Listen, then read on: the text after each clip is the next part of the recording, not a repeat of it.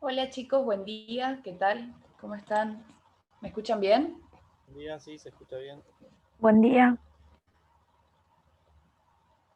Bien, bárbaro. Bueno, me voy a presentar primero, ¿sí? No sé si son tan poquitos o es porque falta gente, por ahí con el día se quedaron durmiendo. Mi nombre es Lucía, ¿sí? Yo doy clases acá de PEDI y de cirugía.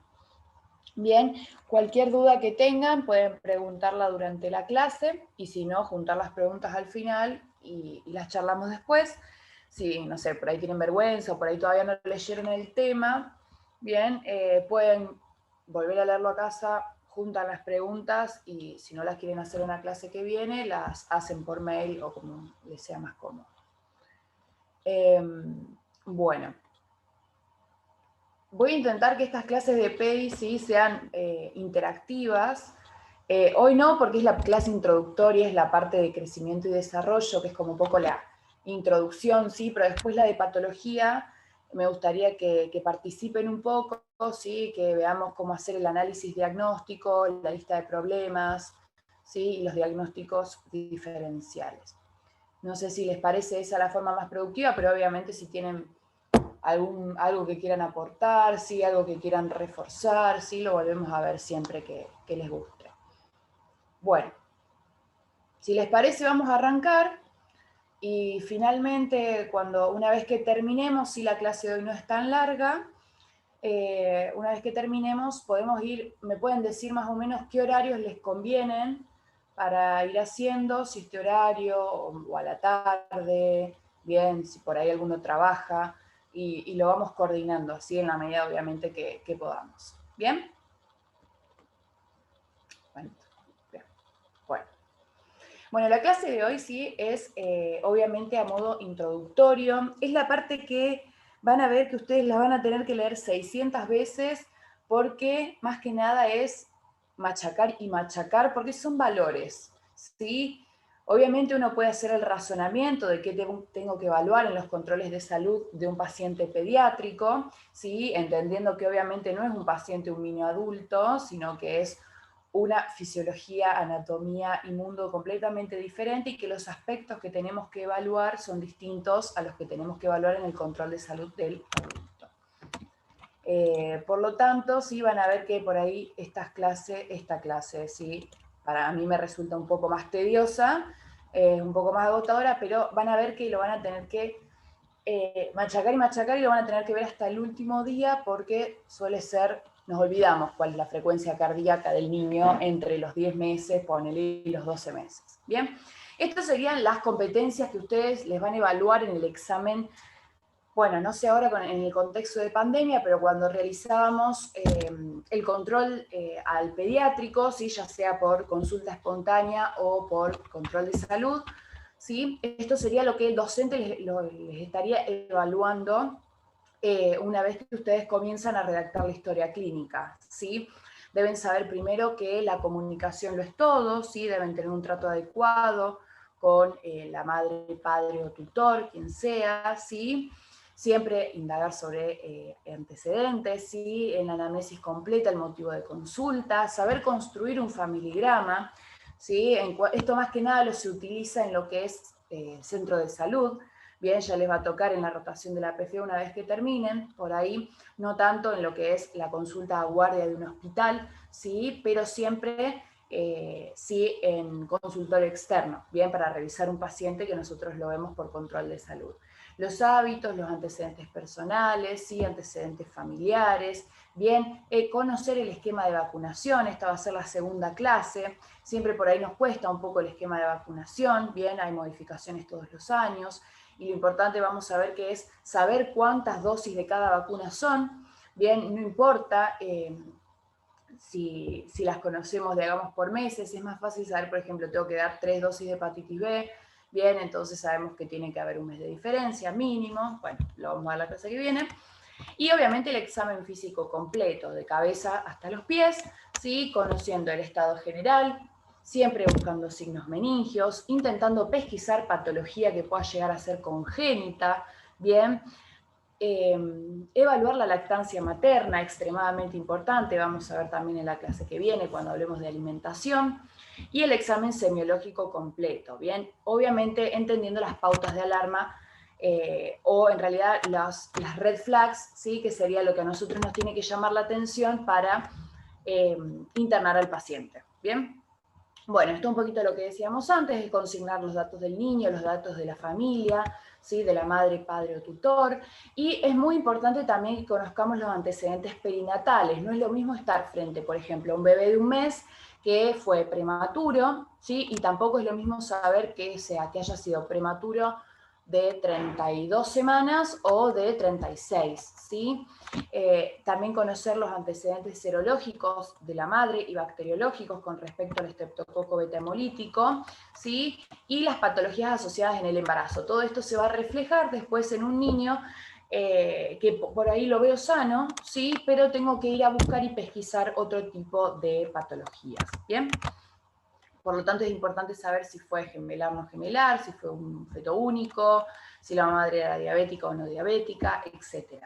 Obviamente después con respecto a esto vamos a seguir indagando si nació por parto natural, por cesárea, cuál fue el Apgar, bien, y Capurro, esto lo tienen que conocer. Más que nada Capurro, vamos a ver que eso lo vamos a ver en otra clase, ¿sí?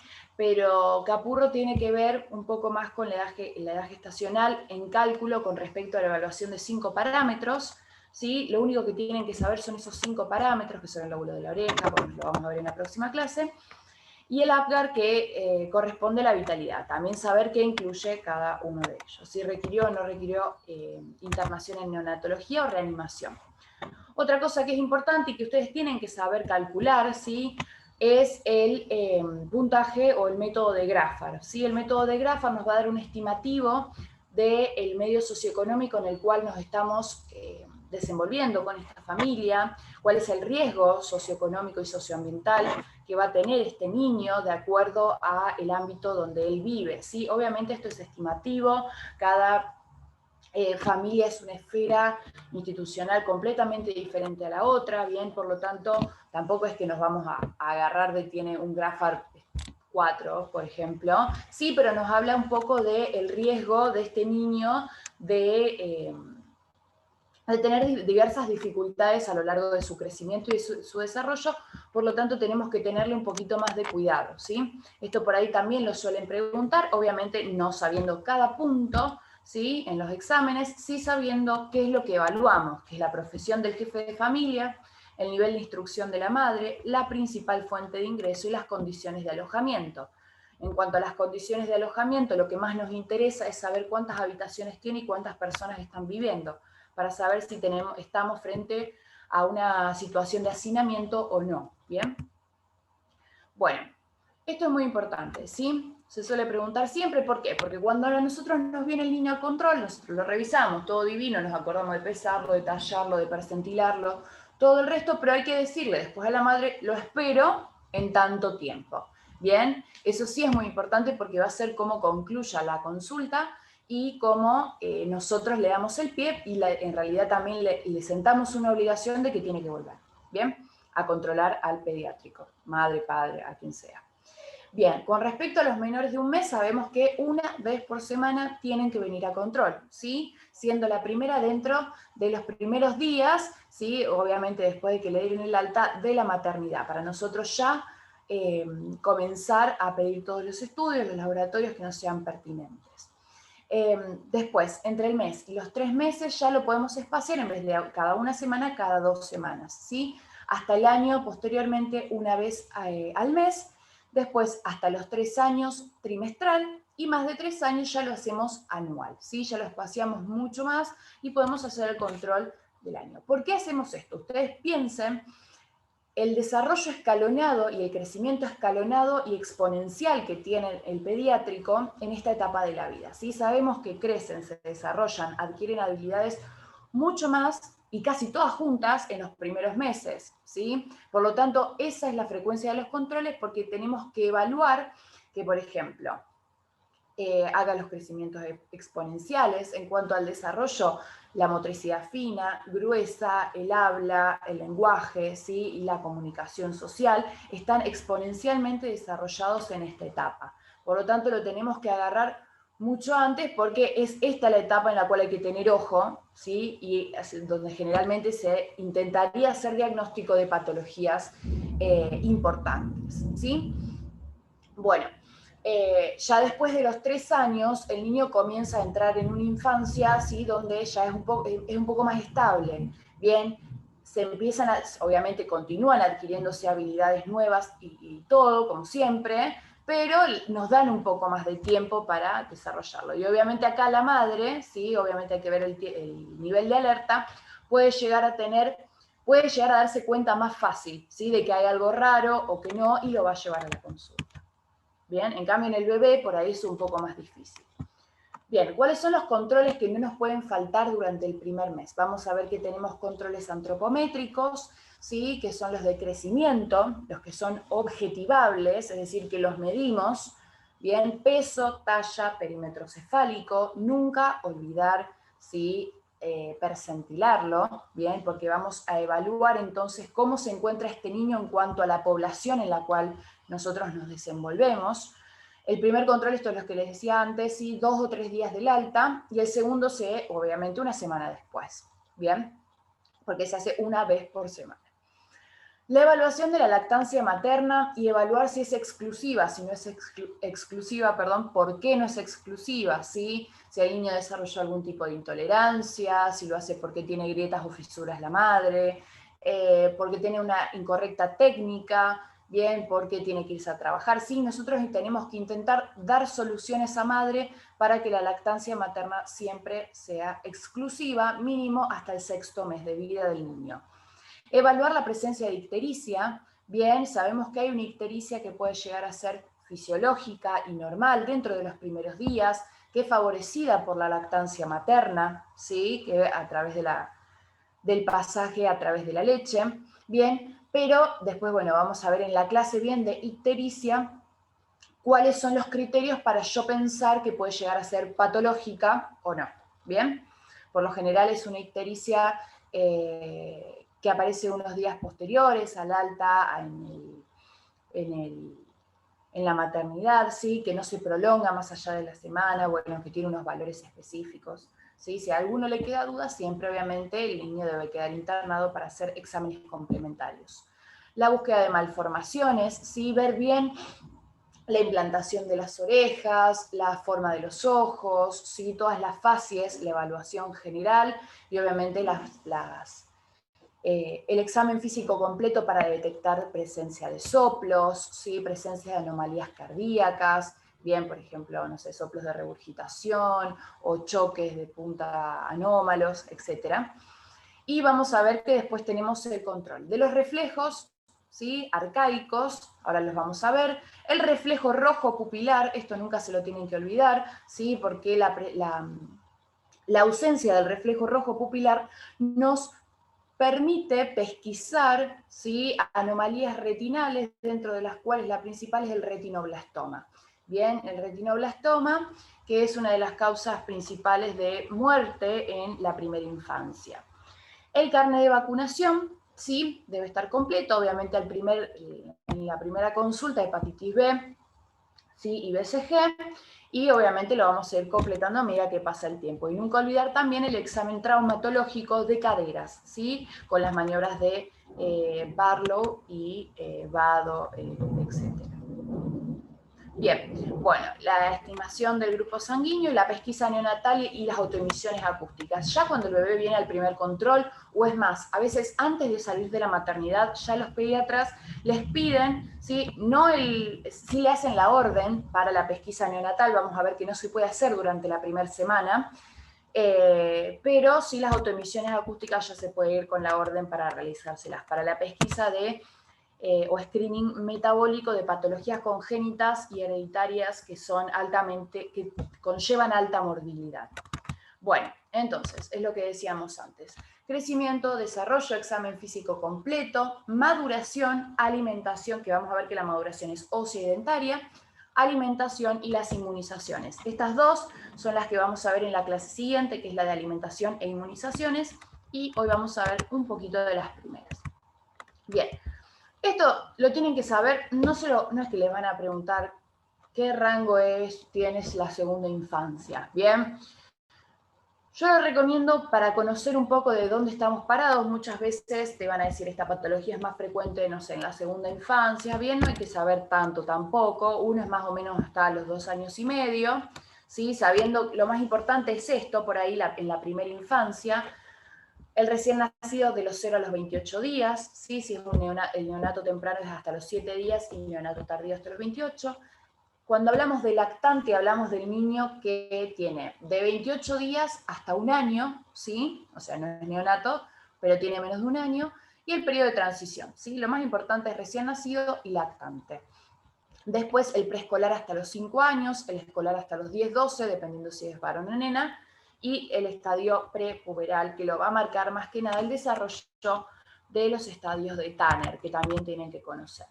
Bien, esto es lo que les decía antes, en los cuales tienen que machacar y lo van a leer 600 veces en su vida, y se los digo porque, a ver, uno la temperatura corporal se la puede acordar, ¿sí?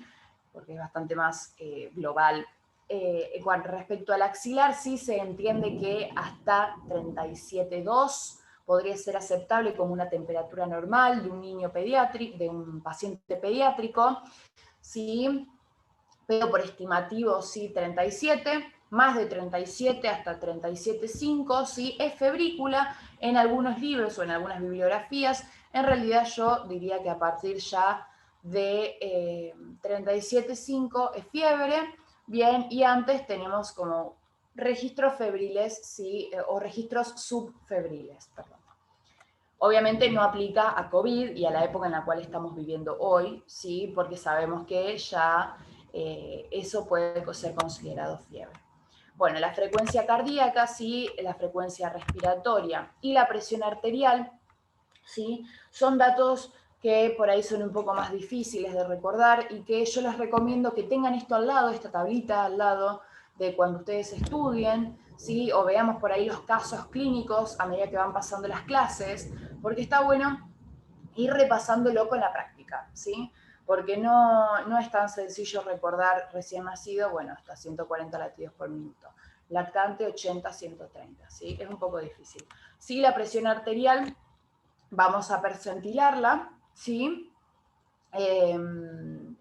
Siempre percentilando a la tensión arterial sistólica y la tensión arterial diastólica. Bien, el estimativo sería la edad por 2 más 100 o la edad por 2 más 60, ¿sí? Para una y para la otra. Esto sería más o menos el percentilo 90 de la TAS y el percentilo 50 de la diastólica. Bien, pero siempre, bueno, tenemos manguitos pediátricos que son específicos para tomar la TEA del pediátrico, y el adolescente que ya tiene más o menos los valores de un adulto. Pero siempre se percentila, ¿sí? No se tienen que acordar un valor estimativo. Bueno, esto es lo que decíamos antes, ¿sí? El crecimiento es un aspecto, un parámetro objetivable cuantitativo, es decir, que nosotros lo podemos medir, y es reflejo del incremento de la masa corporal producido por hiperplasia y la hipertrofia celular, ¿sí? ¿Cómo lo medimos? Peso, talla, perímetro cefálico, ¿bien? Esto sí es importante y vamos a ver que hay ejercicios, hay que aplicar, bien, lo que conocemos nosotros de las tablas, y lo vamos a hacer todos los días en la consulta. Un recién nacido, sí, puede oscilar entre 2,5 kilos y 4 kilos. Si no menos de 2,5 kilos, hablamos de bajo peso, o más de 4, hablamos de alto peso, ¿sí? ¿Qué es lo importante que ustedes tienen que conocer? Nosotros, el recién nacido nos va a venir con un peso estimado, ¿sí? De nacimiento que dice en su carnet perinatal. Por ejemplo, pesó 3 kilos. Bueno, sabemos que en la primera consulta, que se hace a los 2 o 3 días, el niño ya puede haber perdido un 10%, ¿sí? Que es por la eliminación de secreciones y principalmente de meconio. Por lo tanto, hay que siempre calcular con una regla de 3 simples el 10% del peso que dice el carnet perinatal. Por eso no me tengo que asustar si en la balanza dice un poco menos, ¿sí? Después, el primer trimestre va a aumentar 800 gramos por mes. 800 el primer mes, 800 el segundo, 800 el tercero, ¿sí? En total, 2,4 kilos o 2,400 gramos, como lo quieran decir. En el segundo trimestre 600 gramos por mes, en el tercero 500 y en el cuarto trimestre 300 gramos por mes. Ya después, a partir del año, empieza a subir de 2 a 3 kilos anualmente, ¿sí? Y el crecimiento exponencial a nivel del empuje puberal. ¿Bien? ¿Pero por qué nos sirve? Porque, por ejemplo, nos va a llegar, no sé, un bebé de 9 meses, ¿sí? Entonces, ¿qué tengo que hacer el cálculo? Bien. Entonces, hago el cálculo. El carne perinatal dice que pesaba, bueno, 3 kilos. Hago el porcentaje de pérdida, ¿sí? Que sería del 10% de 3, ¿sí? Debería pesar 2.700. Bueno, 2.700, esto hasta los 10 días. Y le voy a sumar, ¿cuánto? 800 gramos por mes del primer trimestre, ¿sí? 600 por mes del segundo trimestre y 500 por mes del tercer trimestre. Y ese sería el peso estimativo que debería tener el niño frente al cual yo estoy. De esa manera me va a permitir, igual, como sabemos que es un parámetro estático, tengo que percentilarlo sí o sí, porque hay situaciones anómalas en las cuales tenemos padres de tallas altas, ¿sí? O pequeños constitucionales, que también lo vamos a ver en los pacientes de bajo peso. No implica que directamente tengo un niño desnutrido enfrente, ¿sí? Tengo que hacer una evaluación un poco más exhaustiva. Siempre la balanza para lactantes, que es la chiquitita en donde lo sentamos, recuerden, sin pañal, sin nada de ropa, tiene que estar completamente desnudo, y en el niño mayor también saco zapatillas, saco pantalones, solamente tiene que quedar con ropa interior. Bien, la talla lo mismo, ¿sí? Determinamos la del recién nacido entre 48 y 52 centímetros, ¿sí? Puede ser más, puede ser un poquito menos, y va a aumentar 3 centímetros por mes en el primer cuatrimestre, acá se modifica, no es trimestre, es cuatrimestre, 2 centímetros por mes en el segundo, 1 centímetro por mes en el tercero. Hasta los 2 años crece 10 centímetros por año, o sea, del año a los 2 años 10 centímetros, de los 2 a los 3 años 7,5, de los 3 a los 12, fíjense, 5 centímetros anualmente, y ya después en la adolescencia de 10 a 12 centímetros año. Hasta los 4 años lo voy a medir acostado, ¿sí? Después de los 4 ya utilizo el tallímetro de el niño más grande. Y el perímetro cefálico, que es fácil la mnemotecnia porque es 4, 3, 2, 1, 1, 2, 3, 4. Trimestre, lo mismo que peso, perímetro cefálico. ¿Bien? A los 5 años debería ya estar midiendo 50 centímetros y a los 15, 55. Perdón, debería aumentar a 50 y 55. Recuerden la técnica, si bien para medir el perímetro cefálico hay que medir siempre la circunferencia máxima, y lo colocamos alrededor del frontal, la cinta, una cinta que tiene que ser flexible e inextensible. Muchas veces las de costureras no sirven porque se extienden, se van deformando con el paso del tiempo. Y a través del hueso frontal, a través de las las protuberancias supraciliares, rodeamos la cabeza pasando por la prominencia occipital por encima de los pabellones auriculares. Bien. ¿Cuáles son entonces una vez que yo pesé, tallé, medí el perímetro cefálico de mi paciente, paso a lo que sería el percentilaje, ¿bien? Donde vamos a encontrar los rangos de normalidad. ¿Qué es un percentilo? Son puntos estimativos de una distribución de frecuencias que ubican a un porcentaje de individuos por encima o por debajo. ¿Qué quiere decir? Que yo comparo a mi paciente, ¿sí? O el valor que tengo de mi paciente con respecto a el porcentaje de individuos de la población en general, ¿sí? De esa manera yo voy a determinar cuán desviado estoy de la normalidad, ¿sí? Bueno, esto es un poquito de los gráficos que ya conocemos el percentilo 50, que es la media, bien, de la población. Siempre fíjense que cuanto menor el rango de la ficha de percentilaje, mejor. Bien, o sea, si por ahí puedo tener uno de nacimiento a 5 años, es mucho mejor que uno de nacimiento a 19 años, porque la población en estudio es mucho más grande, mucho más diversa, con más fluctuaciones en la edad y en las variantes propias de cada niño. Entonces, siempre intento buscar el más, digamos, el que más acote la edad del paciente, ¿sí? Hay tanto para niñas como para niños, bien, para perímetro cefálico, ¿sí? Y es importante que determinemos a partir de los 5 años el índice de masa corporal del paciente, ¿sí? peso sobre talla al cuadrado y lo percentilamos. Bien, esto nos va a permitir pesquisar obesidades tempranas, un trastorno metabólico infradiagnosticado que es muy importante en estos tiempos en los cuales los niños no están yendo a ningún lado, ¿sí? Que están todo el día enfrente de una computadora, de una televisión, de un celular, ¿sí? Que no realizan actividad física y que comen cualquier cosa. Bien, bueno, vamos a ver después también que tenemos lo que en la clase de talla baja, que el puntaje Z también es otra forma de medir y de percentilar a los índices que me da mi paciente, que habla de desviaciones estándares, ¿sí? No es necesario que ahondemos mucho en esto todavía, porque lo vamos a ver específicamente para lo que se utiliza, que es para los pacientes para la evaluación de la baja talla o el bajo peso. Bien, bueno. Y la evaluación, entonces, como les dije antes, de la tensión arterial sistólica y diastólica y percentilarla, ¿sí? Siempre también a partir de los 5 años. Eso con respecto al crecimiento. Entonces, recuerden, objetivable, ¿sí? Cuantitativo. Con respecto al desarrollo, ¿sí? Acá ya estamos hablando de un proceso cualitativo, ¿sí? Un proceso de perfeccionamiento, ¿sí? De adquisición de nuevas habilidades, con desaparición de algunas habilidades que nos hablan de que el niño progresa en sentido ascendente desde sus estructuras psíquicas a sus estructuras nerviosas periféricas, ¿sí? Es cualitativo. Y vamos a estudiar la maduración psicomotriz, ¿sí? La dentición, la osificación o los núcleos de osificación y los caracteres sexuales. Estos son los 4 puntos que ustedes tienen que conocer. Y cuando hablo de los reflejos arcaicos, sí, lo más importante que ustedes tienen que conocer es, el recién nacido obviamente va a tener todos, ¿sí? Van a ser con todos los reflejos arcaicos porque es su manera de conectarse con el mundo externo hasta que se vayan perfeccionando, ¿sí? Ese sistema nervioso central y periférico, ¿bien? Eso sería que lo gana a través del desarrollo.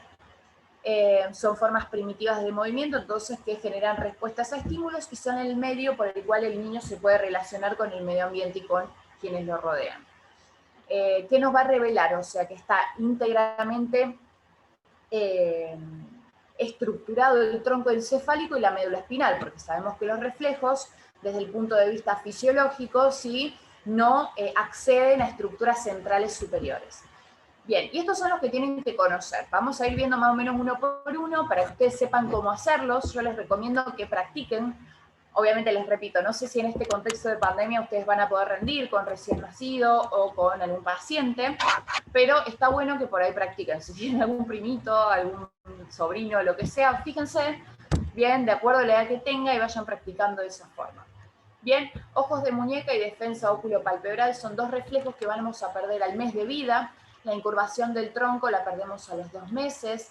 A los 3 meses vemos que perdemos la mayor cantidad de reflejos, ¿sí? Que son la prensión palmar, el reflejo de reptación, que el niño va subiendo o trepa cuando lo ponemos en una superficie, el tónico cervical asimétrico, la marcha refleja, el cócleo palpebral y la liberación de los orificios, el de succión y deglución, más o menos entre los 5 o 7 meses. Este lo pueden relacionar porque a los 6 meses nosotros empezamos a agregar comida sólida. ¿Por qué agregan comida sólida? Sí, los purés y las cosas naranjas que vamos a ver en alimentación. ¿Por qué? Porque va perdiendo entonces estos 2 reflejos, que son el de succión, el de deglución, succión y deglución, y el de protrusión lingual, ¿sí? El que escupe la comida para afuera. Bien, que esto es lo que permite al niño presionar el pezón contra su paladar para poder alimentarse. Entonces, relaciónenlo con eso. A los 6 meses también pierde el reflejo de Moro, y a los 12 meses, que es el último que se pierde, porque que es la prensión plantar, el niño comienza a caminar por dicho motivo. ¿Bien?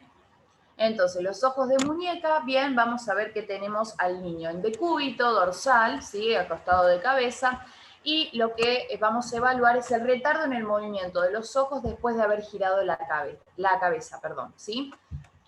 Bien, o sea, lo que hacemos es girar y vamos a ver que los ojos tardan desde el centro un poquito más en desviarse hacia el lado en el que estamos estimulando.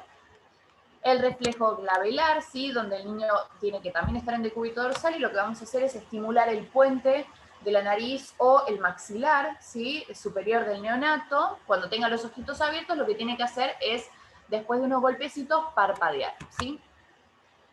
La incurvación del tronco es un reflejo entonces que perdíamos ya a los 2 meses, ¿sí? Los otros 2 los perdíamos al mes, donde vamos a estar el paciente al revés, va a estar pronado, ¿sí? Lo que voy a hacer es estimular las correderas paravertebrales, primero la de un lado, después la del otro, ¿sí? La de estos músculos, y lo que se va a producir es que va a flexionar el tronco y va a girar la pelvis, fíjense cómo se ve en la imagen, ¿sí?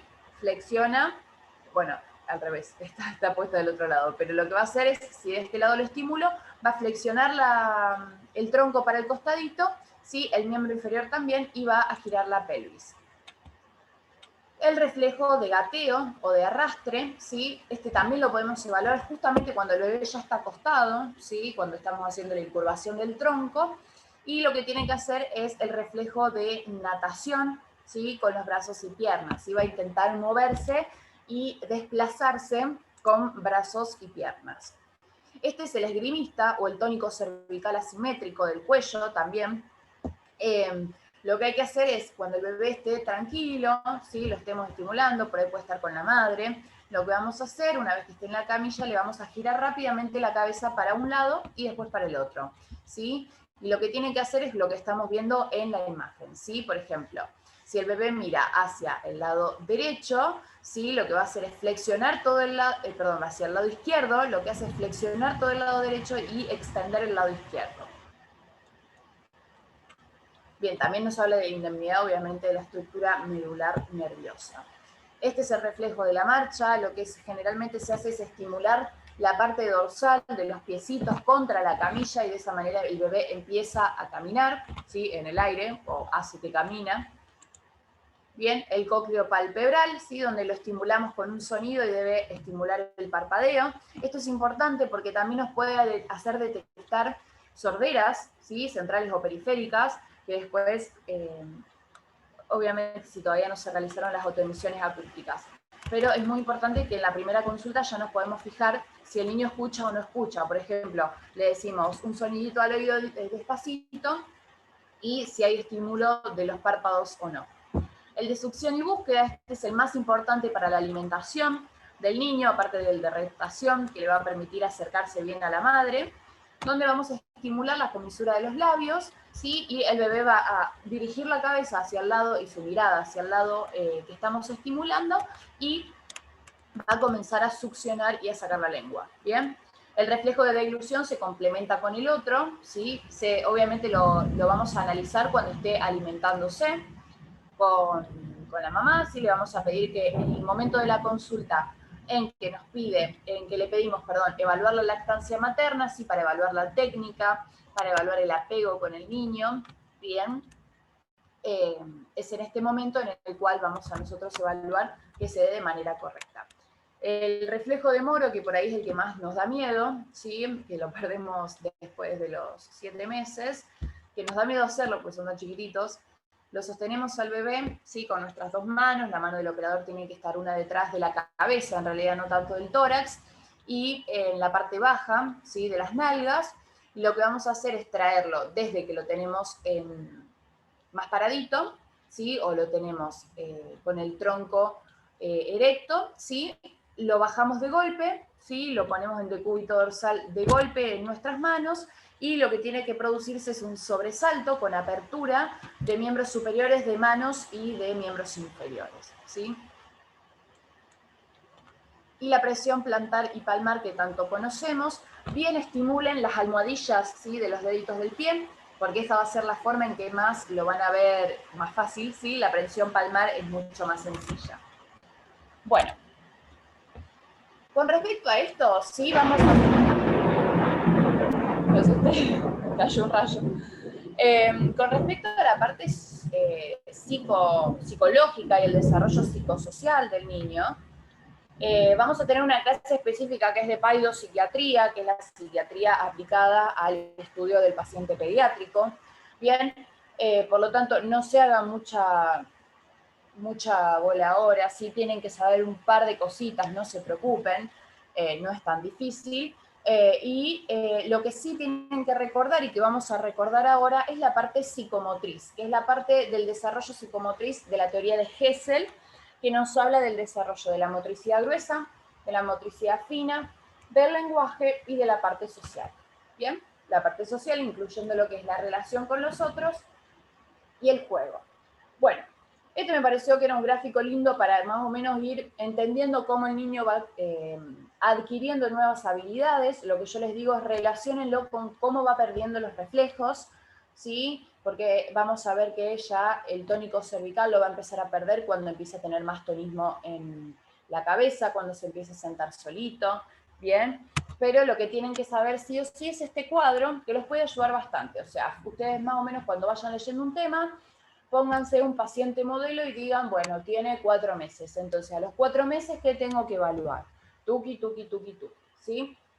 A los 2 meses, por ejemplo, va a levantar la cabeza, ¿sí? Pero por ahí no lo puede levantar más del mismo plano, por ahí pendula, ¿sí? Todavía no está tan tonificado esto, justamente tenemos el reflejo tónico cervical, ¿sí? Pero solo, por sí solo, si no es estimulado, no puede realizarlo. Bien, vamos a ver que levanta la cabeza, te puede llegar a buscar, pero más que eso, no. Va a fijar la mirada, ¿sí? Más o menos al mes, tiene las manos hechas puñitos por bien el reflejo palmar que tiene y sigue los movimientos horizontales de los objetos. Dice solamente la jo, lo único que le va a pasar es que se sobresalta con los sonidos, bien, y tiene la sonrisa social, o sea, empieza a perder la sonrisa refleja que tiene antes del mes y va a empezar a reconocer el rostro humano, bien. O sea que tienen que poder ustedes distinguir si está sonriéndole a la madre, si no, si lo ven apático, o todo esto obviamente lo van a ir viendo en el desenvolvimiento de la consulta. Si tiene un buen tono, una buena sonrisa social, si se ríe, lo que sea. A los 3 meses ya debería levantar la cabeza y pronar en decúbito prono, levantar el pecho, o sea, va a ser como si estuviésemos haciendo un estiramiento de abdominales, ¿sí? Que se denomina balconeo, ¿sí? Ahí ya sostiene la cabeza cuando lo levantamos y cuando lo hacemos upa. Fíjense el salto abismal que hace desde que no puede tener la cabeza a, en un mes, levantarse casi solo y sostener la cabeza cuando lo levantamos en brazos, ¿sí? Acá va a llevarse casi todo a la boca, es la etapa oral que vamos a ver en Freud, y por eso siempre va todo juguete que traiga, tiene la prensión palmar muy desarrollada y no va a soltar nada o lo tira, ¿sí? Y si no, se lo lleva bien a la boca. Busca el sonido con las miradas, hace sonidos guturales, bien aparte de la jo, y reconoce a la mamá, que es lo importante. Duerme un montón en esta etapa, sí, como 15 horas, y ya sonríe al acariciarlo. A los 6 meses vamos a ver que pierde la marcha refleja, bien, esto es lo que decíamos antes, va a flexionar los miembros al apoyarlo. No sé si vieron alguna vez los videos en los cuales los nenes los quería apoyar en el pasto y levantan las piernas, por ejemplo. Bueno, es más o menos a esta edad. Va a poder pasar del decúbito prono al decúbito supino, ¿sí? Solito, es decir, este es el movimiento de rolado, como hacen los perritos. Y tenemos el trípode, que el trípode le permite, o sea, lo dejamos sentadito y en vez de ya apoya las dos manos, o hacia el final de los 6 meses y más o menos de los 7, ya puede apoyar solamente una manito y quedarse sentado, ¿sí? Todavía no se sienta solo, pero si lo dejamos sentado, puede quedarse así con la maniobra de trípode. Bueno, acá tenemos, está caracterizada la motricidad fina por el barrido cubital, todavía tenemos el reflejo ahí palmar, medio todavía arraigado, por lo tanto el nene toca y explora desplazándose con la parte cubital del brazo, ¿sí? Con donde está el meñique. Un objeto en cada mano los puede tener y puede pasar los objetos entre la mano. Va a buscar la fuente de los sonidos, ríe a carcajadas y lo importante es que reacciona cuando le decimos el nombre, ¿sí? Acá en esta etapa lo importante es eso con respecto a lo social, al lenguaje, perdón. Y con respecto a lo social, sí, va a prestar atención a quien lo está examinando, ¿sí? O sea, les va a tener mucha atención a ustedes cuando lo estén mirando, los va a seguir con la mirada, ¿sí? Si ustedes le juegan se va a reír. A los 9 meses el bebé repta, ¿sí? Este es el reflejo de reptación que decíamos antes, que sube y escala a la madre, se va a parar solo, ¿sí? O empieza a pararse solito, con apoyo obviamente, y se puede sí sentar solo y desplazarse así gateando. Bien, manipula varios objetos a la vez, tata, papá, dada, tiene más de 3 sílabas y puede decir por lo menos una palabra clara, ¿bien? Con respecto a lo social, ya tiene como rechazo a los extraños, solamente reconoce a la mamá, esconde el juguete, juega a las escondidas, ¿sí? Imita los aplausos, o sea, si ustedes aplauden, él también va a aplaudir. Y a los 12 meses ya comenzamos al gateo. A los 10, vieron que comenzaba 9, 10 meses, ya lo vamos dejando de lado, también comienza a caminar. Perdemos el reflejo plantar, perdimos casi todos los reflejos para esta etapa. La pinza radial es superior, o sea que ya la motricidad fina tiene mucha mayor fluidez, ya puede agarrar cosas con una manito, dejarla, pasarlas de mano, bien, agarrar 3 cosas, ¿sí? Usa más de 2 palabras completas que se entiendan, dice que no, entiende el no, entiende cuando le pedís algo, entiende cuando le sacás algo, ¿sí?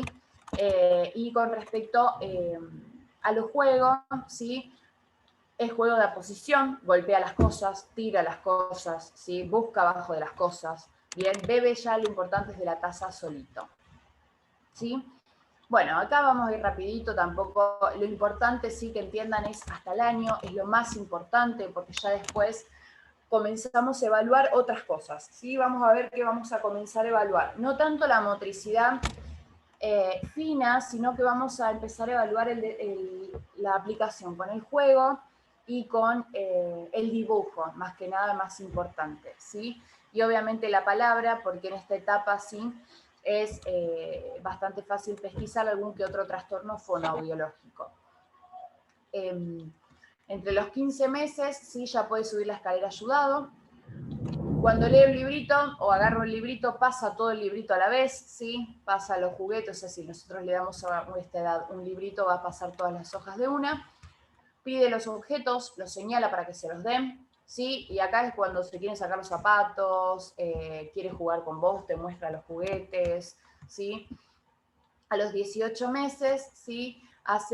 Sube las escaleras de a un pie y agarradito del pasamanos, puede correr, puede trepar una silla, ¿sí? Es muy peligroso también por los accidentes domésticos que puede haber. Y acá sí empezamos a evaluar el dibujo. El dibujo en esta etapa es desordenado, explora lo que es el movimiento de su cuerpo y lo canaliza a través de la hoja. Bien, forma torres de cubos, ¿sí? Pasa de a una las hojas del libro, usa más o menos entre 8 y 10 palabras, ¿sí? Palabras, frases, reconoce objetos, combina más palabras, y acá el juego es imitativo solitario, ¿sí? Acá está la etapa típica de los berrinches, ¿sí? Va a empezar a, la madre y el padre tiene que ser muy importante que pongan límites en esta etapa, que conozca los límites de la sociedad, ¿bien? Y avisa para ir al baño, para la higiene personal, o sea, pis, caca, van a ver qué empieza a decirlo. A los 2 años el juego cambia, el juego ya es en paralelo, o sea, el niño tiene que estar en presencia de otra persona para poder desenvolverse, pero todavía no hay interacción entre ellos, y el juego es simbólico, es decir, que va a adoptar lo que ve en el espacio en el cual se desenvuelve. Por ejemplo, si está siempre con la mamá, va a copiar lo que quiera hacer la mamá, va a copiar las tareas domésticas en caso de que las realice, ¿sí? Etcétera, etcétera. Y el garabato acá ya es más controlado, o sea, si bien todavía no tiene sentido, es como que no se sale de los límites de la hoja o le da una cierta dirección y una cierta precisión al dibujito. A los 3 años, sí, ya puede copiar círculos, copiar cruces, ¿sí? Líneas horizontales o líneas verticales, y puede separar los objetos en grandes o chiquitos. Ya esta es la etapa de los 3 años en que preguntan todo por qué, por qué, por qué, puede reconocer su nombre y decirlo, usa oraciones completas, ya come solo, se puede desabrochar botones, debería tener el control nocturno de los esfínteres, ¿sí? Y o sea, más o menos esto, fíjense, a los 3 años ya debería comenzar a controlar esfínteres. Y a los 4 años, ¿sí? Ya tenemos obviamente un niño muchísimo más desarrollado, ya puede bajar escaleras solos, salta solito en un pie, puede pararse en un pie, se puede abrochar los zapatos, etcétera, etcétera. Bueno, eso es lo que más o menos tienen que intentar evaluar en cada consulta. Lo más importante que se van a valer desde los 18 meses es el dibujo y evaluar el juego, ¿bien? El garabato descontrolado hasta los 2 años, el garabato controlado, lo que les digo, fíjense, más puntillismo, bien, porque el nene controla un poco más la fuerza, no hace garabatos por todos lados de la hoja.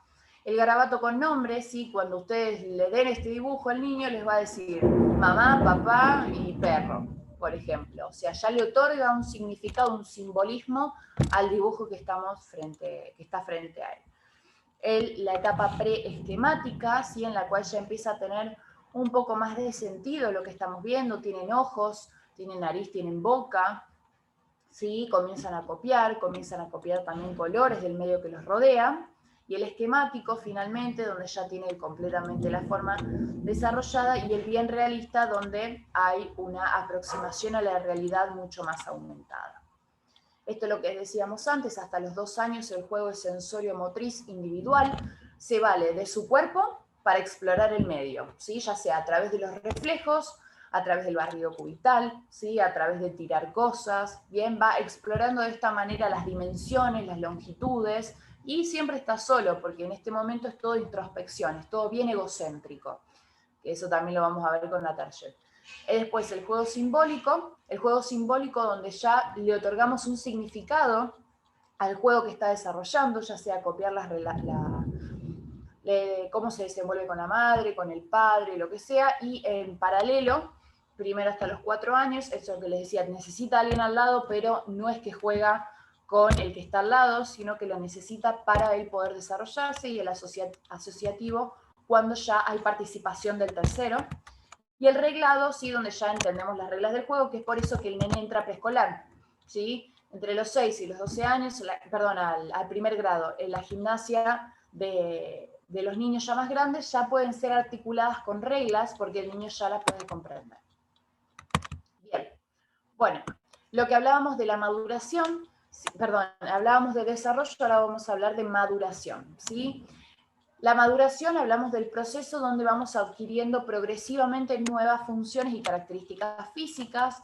Vamos a ver que tenemos la maduración ósea, que en realidad la maduración ósea por lo general la valoramos en caso de que nosotros detectemos ciertas anomalías, ¿sí? No es que vamos a tomar rodilla de mano y pie, de mano y muñeca, perdón, o de rodillas y pies, porque sí, ¿sí? No vamos a irradiar al niño porque sí, a menos que detectemos que tengamos alguna malformación en el cuerpo, algún trastorno de la armonía, ¿sí? Del cuerpo del niño, o detectemos alguna malformación de otra índole. Bien, sí la podemos utilizar en la evaluación de la baja talla, por ejemplo. ¿Y qué vamos a evaluar? Son los núcleos de osificación de crecimiento epifisario, ¿sí? Que nos hablan de cómo se va osificando ese hueso. Sabemos que al principio en el recién nacido no están osificados nuestros huesos, y lo van haciendo a medida que va pasando el tiempo. Siempre cuando nosotros queremos detectar la edad ósea, siempre se toma una radiografía de frente de mano y muñeca izquierda, ¿sí? Mano y muñeca izquierda. Esto no tienen que saberlo para nada, pero sí se comparan con algunos atlas de imágenes que a nosotros nos permiten determinar en qué edad ósea se encuentra el niño, ¿sí? Una vez que yo determino esto, se compara con la edad cronológica, ¿bien? Y puede haber una diferencia de más o menos 2 años, ¿sí? Y el tamaño de la fontanela. Sabemos que tenemos una fontanela posterior y una fontanela anterior. La fontanela posterior se cierra muy rápido, ¿sí? Al mes, 2 meses. Por ahí en los primeros controles ustedes las van a poder detectar bien en la prominencia posterior, como que les entra medio dedo, ¿sí? Más que eso no tiene que tener. Y la fontanela, perdón, la posterior. Y la fontanela anterior, ¿sí? O bregmática, es la que ustedes tienen que palpar y decir cuántos traveses de dedo de longitud y de ancho tiene, ¿sí? Esto les va a permitir determinar si hay un cierre acelerado, bien, porque si está muy chiquitita, bien, esto nos puede hablar de trastornos después en el cráneo y en el desarrollo de las estructuras nerviosas, o si es muy grande, también nos habla de por ahí de mayor prematurez, de trastornos en la calcificación y en el tejido colágeno, etc. Bueno, lo mismo que hablábamos antes para los huesos, vemos también para los dientes. También debemos explorar en cada consulta la cavidad bucal. Más o menos saben ustedes que a los 6 meses, entre los 6 y los 10, comienzan a salir los incisivos inferiores, centrales, bien, posteriormente los incisivos centrales superiores, bien, y así progresivamente salen los laterales, los caninos, los primeros molares y los segundos molares. Lo importante es que puedan contar las piezas dentarias, puedan hacer una asesoría en la correcta higiene del niño. Primero pueden usar solamente cepillo con agua, bien, porque lo que interesa es la fricción. Después, más adelante, podemos adoptar que agreguen pasta de dientes, ¿sí? Pero es importante preservar las piezas óseas y saber cuándo tenemos la dentición temprana o la decidua, la dentición mixta, que es más o menos entre los 6 y 12 años, y ya a partir de los más o menos los 12 años, oscila entre los 6 y 18, pero los 12 años deberíamos tener la dentición definitiva de 32 dientes, ¿sí? Y esto también es importante, ¿por qué? Porque ustedes piensen que el reflejo de los dientes, o sea, de la maduración dentaria, nos habla también de maduración de otras estructuras, ¿sí? Maduración intestinal para la absorción de calcio, ¿sí? Del tejido colágeno, bien, por lo tanto puede ser manera de nosotros pesquisar patologías de manera temprana, o sea, si a un nene no le salen los dientes, bien, o no se le caen nunca los dientes, bueno, debería meritar una consulta un poco más detallada, ¿bien? Bueno, y por último, también siempre en cada consulta, en los primeros años por ahí no es tan frecuente que lo hagamos, sí es importante en el recién nacido la exploración completa, la visibilización de los genitales y de los orificios uretral, ¿sí? Vaginal y anal, para nosotros también pesquisar cualquier trastorno, por ejemplo, si es la primera consulta, que no tenga un ano imperforado, ¿sí? O cualquier otra cosa, ¿bien? Para enseñar la higiene a la madre, de los pañales, bien, que vamos a ver un poquito también mañana, en la clase siguiente, de hábitos, alimentación y lactancia, y vacunas. Y bueno, el desarrollo sexual entonces comienza a tener mayor preponderancia cuando ingresamos a los estadios más avanzados, ¿sí? Más o menos en la segunda infancia, donde comenzamos a ver cambios entre el cuerpo infantil y el empuje puberal. En cuanto a las mujeres, sabemos que tenemos dos tipos de evaluaciones, que son la evaluación del vello pubiano y la evaluación del desarrollo mamario, ¿sí? Tienen que conocer todos los estadios, ¿sí? Y más o menos a medida de qué edad va comenzando a presentarse los cambios en los vellos pubianos y en las mamas. ¿Bien? Prepuberal sabemos que tenemos, igual que el recién nacido, vello sobre el pubis, igual que el que tenemos en la pared abdominal, es decir, no hay un vello pubiano en sí, sino que tenemos como si fuese una pelucita, ¿sí? Que protege únicamente, que es un vello que protege a la piel, como en el brazo, ¿sí? Como en la espalda. Ya pasando el estadio prepuberal, ¿sí? Entrando hacia los 11, 12 años, tenemos crecimiento de vellos largos, suaves, ¿sí? Pigmentados ligeramente, pero son muy lacios y generalmente están bien ubicados en los labios mayores. Después el vello se va oscureciendo, ¿sí? Más o menos hasta los 13, se hace de forma rala en el pubis, es decir, que crece para arriba, ¿sí? Y ya las características en el estadio 4 son las del adulto, el vello va a ser oscuro, va a ser más áspero, puede ser enrulado, pero todavía la extensión no es tal como la del estadio ya adulto, ¿sí? En el estadio 5 ya cumpliríamos eso con el límite superior en la región pubiana. El desarrollo mamario, sí, está caracterizado por la presencia del botón mamario, que se da en el estadio Tanner 2, donde tenemos una elevación de la mama y del pezón, pero en forma conjunta, ¿bien? Después, en el estadio 3 vamos a ver que crece un poco más y se eleva la areola sin separación de los contornos en cuanto al pezón.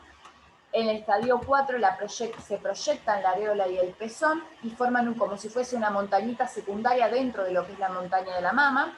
Y por último, en la etapa de madurez, donde están bien separadas las estructuras del pezón, de la areola y de la mama, y ya tienen un volumen mucho más aumentado. Bien, con respecto a los varones, sí hacemos una exploración conjunta tanto de los vellos, ¿sí? Que más o menos ustedes piensen que es lo mismo, ¿sí? Hablamos de Estadio prepuberal cuando no tenemos vello pubiano o tiene las mismas características que en abdomen, que en brazo, que en espalda. ¿Sí? No es vello pubiano en sí. En cuanto después pensamos en que comienzan a ser más lacios, más largos, un poquito pigmentados, pero poquito, bien ubicados en la base de lo que es el pene, en este caso, antes eran los labios mayores, acá es el pene. En el estadio 3 se hace más oscuro, se hace áspero, se hace rizado y se extiende en forma rala en el pubis, lo que vimos antes. Ya en el tipo 4 tenemos las características del adulto, sí, bien pigmentado, bien rizado, sí, con una extensión que todavía no llega a ser la del adulto finalmente, y en el estadio 5 finalmente sí. Lo mismo acá en este caso, digamos, podemos hacer en espejo lo que pasa con la mujer y lo que pasa con las estructuras genitales. En este caso vamos a ver que va comenzando el crecimiento testicular primero, ¿sí? Después el crecimiento en ancho del pene y después el crecimiento en largo con la diferenciación del glande. Bien, por lo tanto, y obviamente la superficie de los vellos pubianos comienzan a cubrir mucho más el escroto y cambia la textura infantil de esa piel rosada, ¿sí? Un poco más suave, a cambiar la coloración, la pigmentación y las características en sí. Bueno, no sé si les ha quedado alguna duda. Esta clase obviamente es un poco introductoria, bien, es lo que vamos a tener que ver en cada consulta a medida que vayamos evaluando los diferentes aspectos de la normalidad del niño en realidad, ¿sí?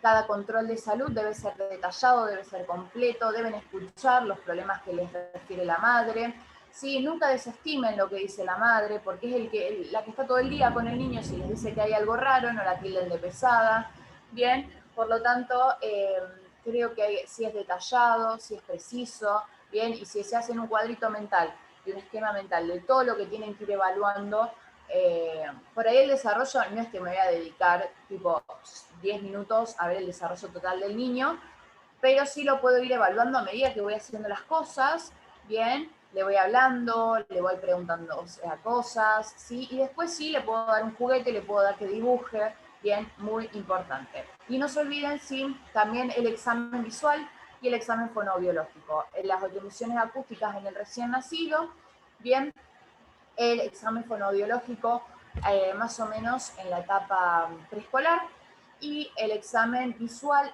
en todo momento, bien, a partir más o menos también de los 5 o 6 años, cuando comienza la escuela, hacemos el examen de agudeza visual, que eso también no lo había puesto.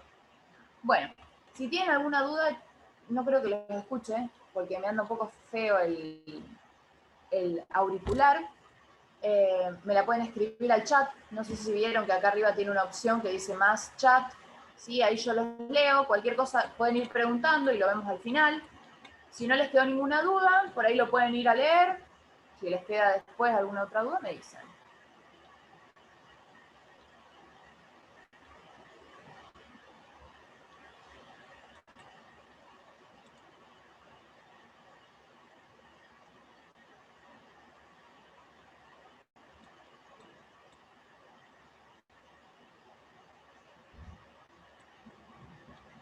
Bueno. Bueno, chicos, cualquier cosa, acuérdense, si no les da por ahí vergüenza preguntarla acá, no hay preguntas boludas, todas las preguntas son aceptables, las vamos viendo juntos. Yo después, para la clase de vacunas, les voy a pasar un material que está bueno, que habla más o menos de cómo completar esquemas, que por ahí eso es lo que más nos cuesta. Es decir, por ejemplo, me viene un niño, no sé, de 5 años y tiene 2 vacunas puestas, bueno, ¿cómo completo el esquema? Yo se lo voy a pasar a Lu para que se los envíe al grupo de WhatsApp, así lo van teniendo, por ahí lo pueden ir leyendo, que está bueno para entenderlo también así, ¿sí? Así lo vemos la clase que viene con las dudas y preguntas que tengan. Así que, bueno, chicos, les deseo un buen finde, vayan a dormir la siesta con la lluvia, o a trabajar si son como yo, que no tienen descanso. Así que, bueno, les deseo un buen finde y nos vemos la semana que viene. Después, no, díganme qué horarios les convienen, me olvidé. Sí, díganme qué actividades tienen o qué horarios prefieren, qué horarios tienen libres.